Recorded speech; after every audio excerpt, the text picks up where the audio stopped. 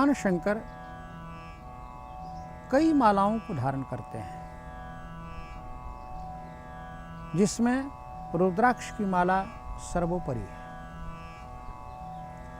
ऐसे तो भगवान शंकर सर्पों की माला धारण करते हैं और कई प्रकार की माला धारण करते हैं, लेकिन भगवान शंकर को प्रिय है रुद्राक्ष, और रुद्राक्ष की उत्पत्ति भी भगवान शंकर से ही हुई है। जिस समय भगवान शंकर समाधि में बैठे हुए थे, अचानक जब भगवान शंकर ने नेत्र खोले और देवताओं की दशा देखी, तो उनके हृदय में करुणा का उदय हो गया। जगत की दशा देख करके, करुणा के उदय के कारण नेत्र से जो जल बिंदु गिरे, वे शिव के गिरे हुए जल बिंदु धरती पर पड़ते ही एक दिव्य वृक्ष में परिणत हो गए। क्योंकि रुद्र के अक्ष से, आंख से, इंद्रियों से यह वृक्ष उत्पन्न हुआ, इसलिए इसे रुद्राक्ष कहा जाता है। वस्तुतः रुद्राक्ष को समझने के लिए रुद्र और अक्ष, इन दो चीजों को समझना अत्यंत आवश्यक है। रुद्र वह है जो प्रलय काल में प्राणियों को उनके पाप का दंड दे करके और स्वयं उन पर करुणा करके रुदित होते हैं। अक्ष है उनकी इंद्रियां। वस्तुतः भगवान शंकर की इंद्रियां सब जगह है, इसलिए वेद के अंदर महादेव को सहस्त्रपाद, सहस्त्र नेत्र, सहस्त्र हस्त, ये नाना प्रकार की उपाधियां प्रदान की गई है। सहस्त्र का वहां अनंत अर्थ है। जहां कहीं भी देखने की शक्ति है, जहां कहीं भी सूंघने की शक्ति है, जहां कहीं भी सुनने की शक्ति है, जहां कहीं भी चलने की शक्ति है, जहां कहीं भी कर्म करने की शक्ति है, जहां कहीं भी बोलने की शक्ति है, जहां कहीं भी स्वाद लेने की शक्ति है, वो सारी शक्तियों के अधिष्ठान रुद्र ही हैं। वे रुद्र एकादश रुद्र होकर के आकाश में विचरण करते हैं। कभी वह वात के रूप में, कभी वह विद्युत के रूप में। उन रुद्रों की शांति के लिए ही रुद्राक्ष धारण करना अत्यंत आवश्यक है। स्कंद पुराण के अंदर इसका विस्तार से वर्णन किया गया है। रुद्र की शांति के लिए, रुद्र को समझने के लिए रुद्राक्ष को समझें। क्योंकि रुद्राक्ष क्या है?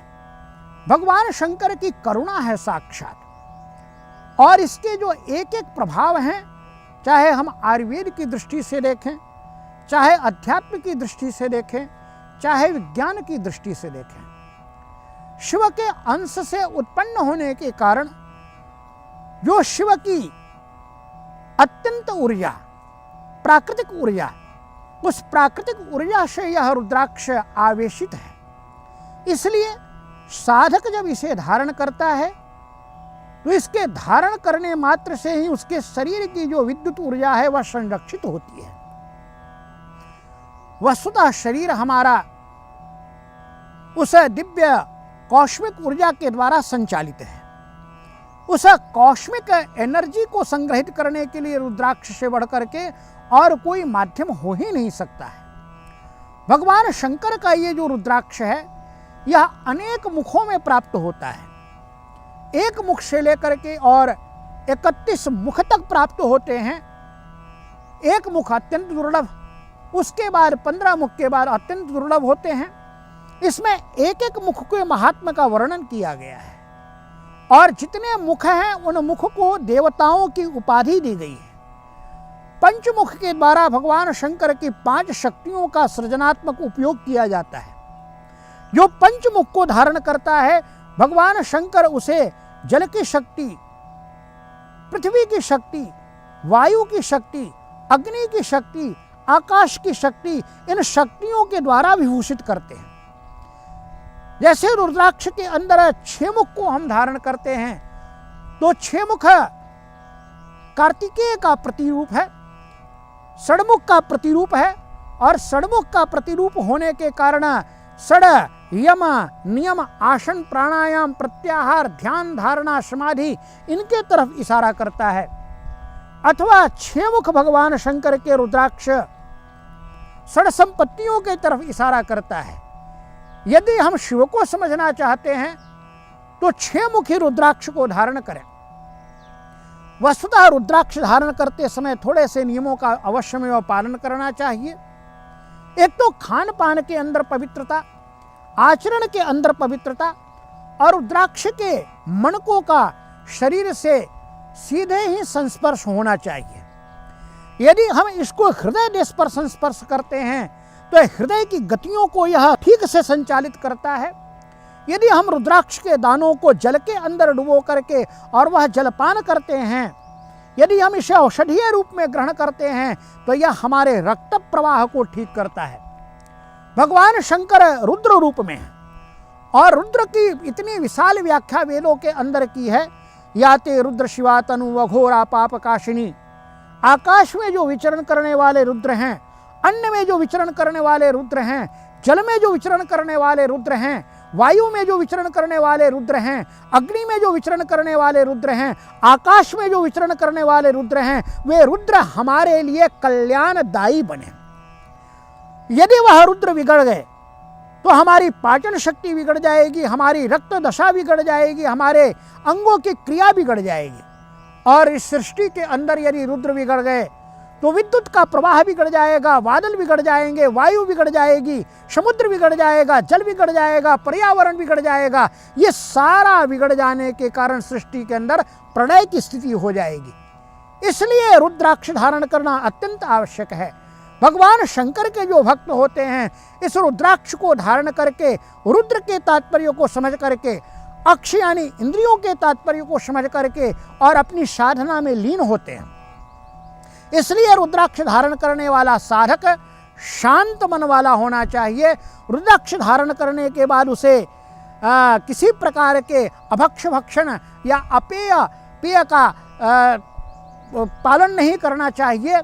और वह यदि पीता है या कुछ ऐसा कार्य करता है तो रुद्राक्ष की शक्तियों का संहार हो जाता है, रुद्राक्ष धारण करना उसका व्यर्थ हो जाता है। इसलिए हर चीज के साथ कुछ नियम पालन करने होते हैं। उन नियमों को यदि पालन किया जाए तो यह जो रुद्राक्ष का दाना है, जो रुद्र के द्वारा साक्षात करुणा के रूप में हमारे सामने प्रकट हुआ है, यह परम साधना तक पहुंचा करके और परम कल्याण का भागी बना देता है।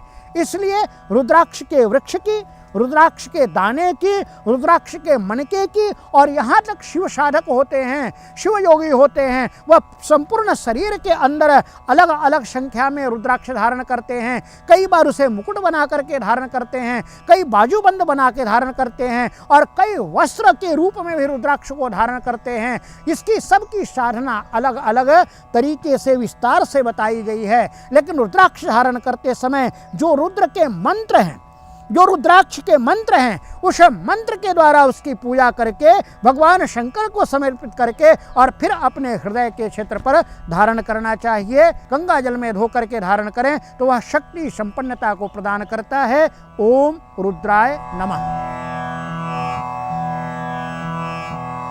Hello, I want to invite you to click on the subscribe button. You get VIP status and information on all the new videos. Click the subscribe button for more videos. Subscribe. We want to invite you to click the link below and get access to Shiva blog, destinations, download gifts, ebooks, etc. www.shivdarshan.org